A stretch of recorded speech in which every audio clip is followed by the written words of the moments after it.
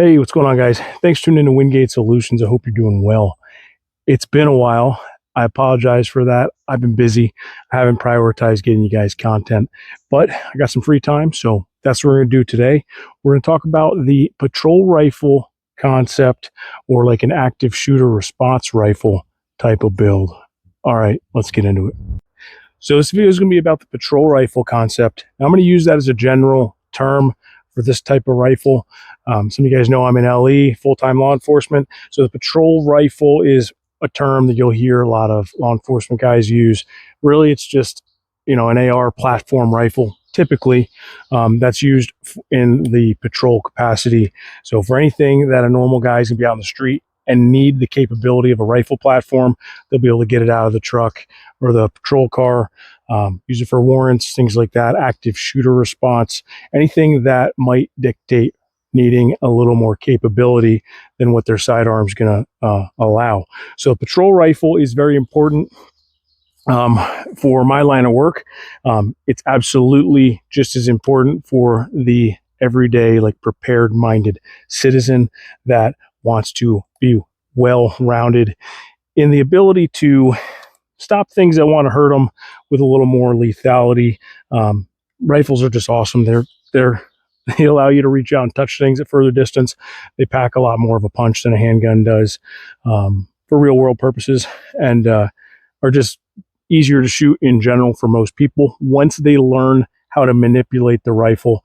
And that's one of the things I see more, without getting too much on a tangent, things I see most, especially in guys in my line of work, that don't have enough time or the appropriate level of instruction. So let's be honest, it's no secret that law enforcement is lacking in quality, competent instructors that actually build programs to better their officers.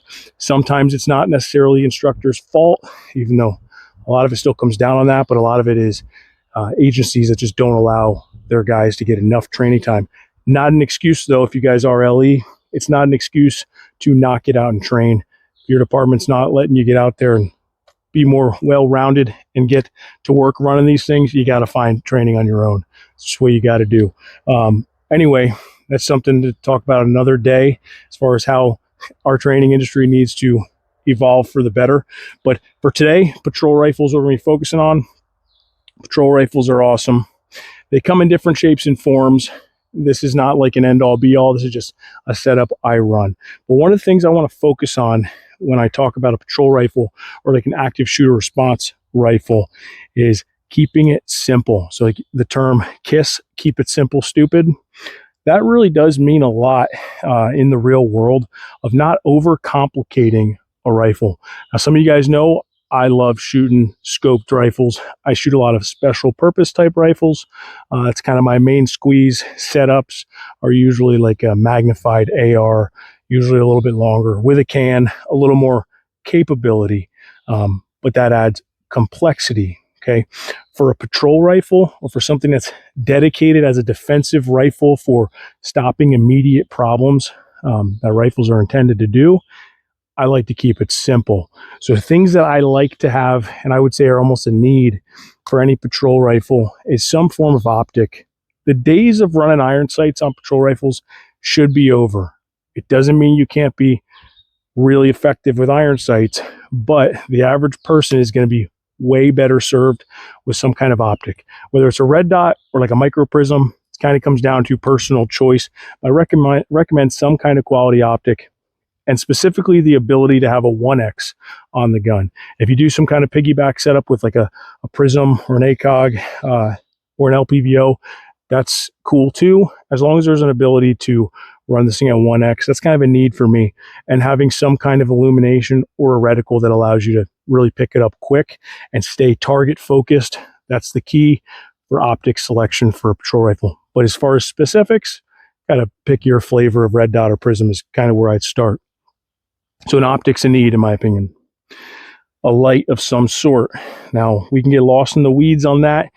When and how to run a light is a complete training set that we can get into over time, and it's something that's important. We don't just walk around the world and want to leave our light on, that sort of thing, but you need to be able to illuminate and see what is a potential threat or not, and or PID, positively identify that potential threat. So you need a light.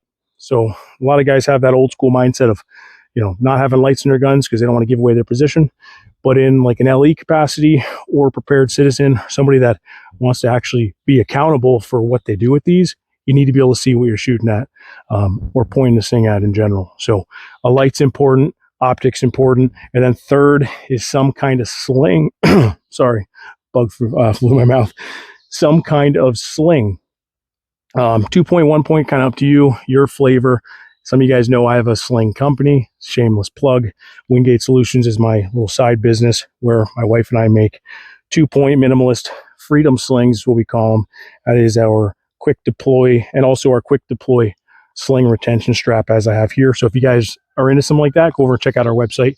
Link will be down in the description. But honestly, pick your flavor of sling company. A lot of really cool sling companies out there.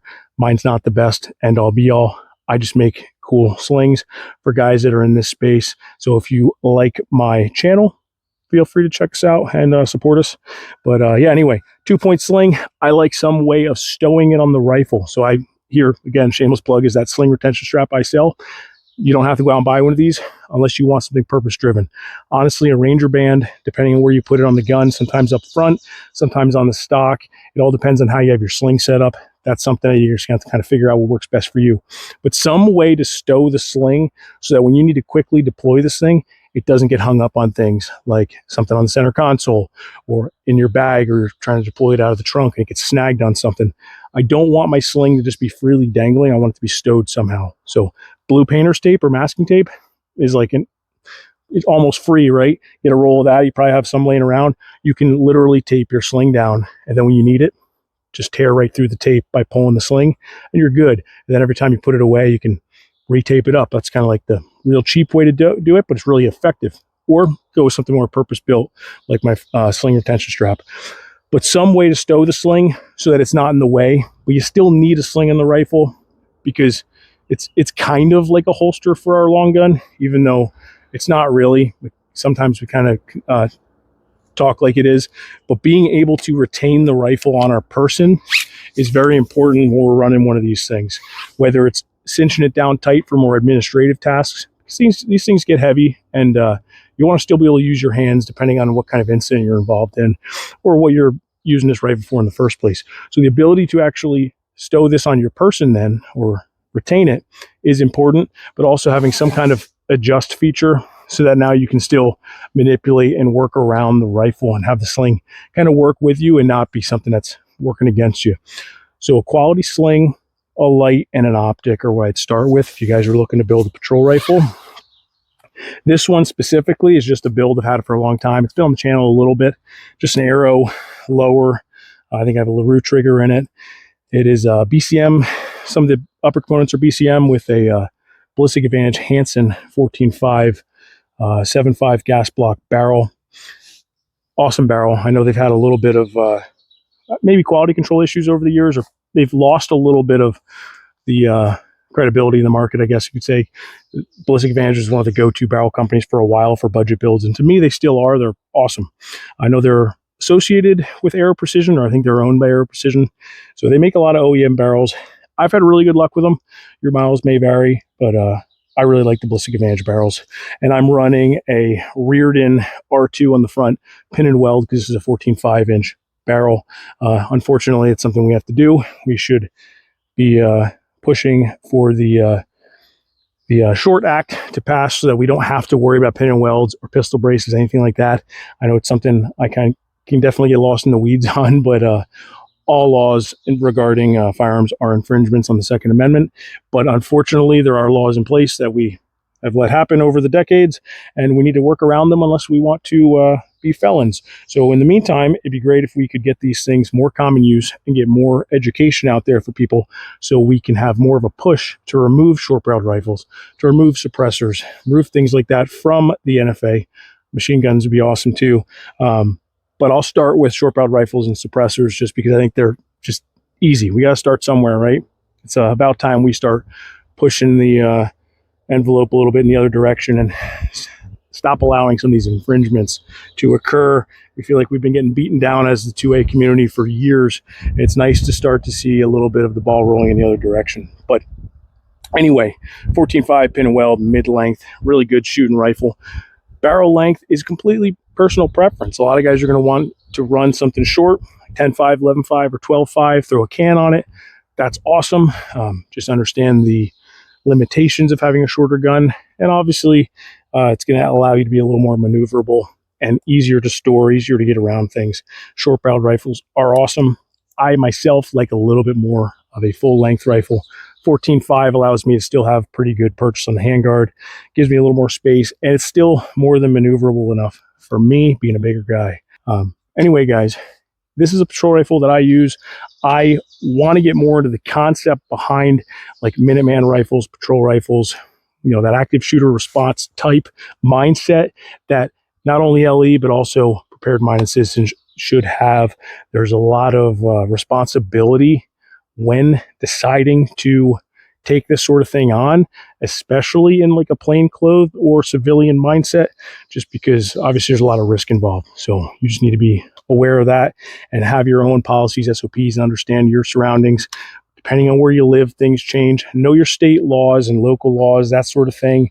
Just because some of you have different, rules than others as far as how you can actually have these stored in vehicles. That's stuff for you to look into on your own.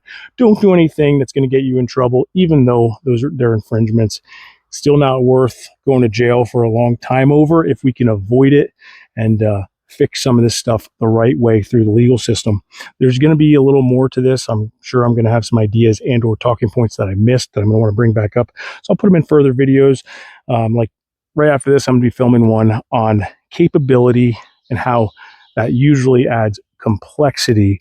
And sometimes, again, using that KISS method, that keep it simple, stupid, is a better idea. And the biggest thing is train with them. Too many guys want to have cool rifles. They don't actually run them. And like I said, the thing I see more than anything is guys that just don't quite have a grasp on manipulating these rifles to their potential. You got to understand how to run these. They're a lot more fun to run well than just to look at and pull out of your safe every once in a while. All right, guys, I'm probably going to end it there. I appreciate you. If you like this content, if you want to see more of it, consider subscribing, hitting that thumbs up, and follow if you're not already. Share with your buddies if it's something they're into, and consider commenting down below. I enjoy reading it. Let me know specifically what you want to see from me, or if you have anything to add on this concept. I appreciate reading your comments. And check out the Instagram at Wingate Solutions, and go over to the website, link down in the description, where we have our handmade rifle slings and sling retention straps. But anyway, guys, I'm going to end it here and probably start another one for you guys to put out in a few days, because I've been slacking like crazy on getting content out. So I'm going to try to make it a little bit worth my time getting out here today. All right, guys, stay safe, get out and train.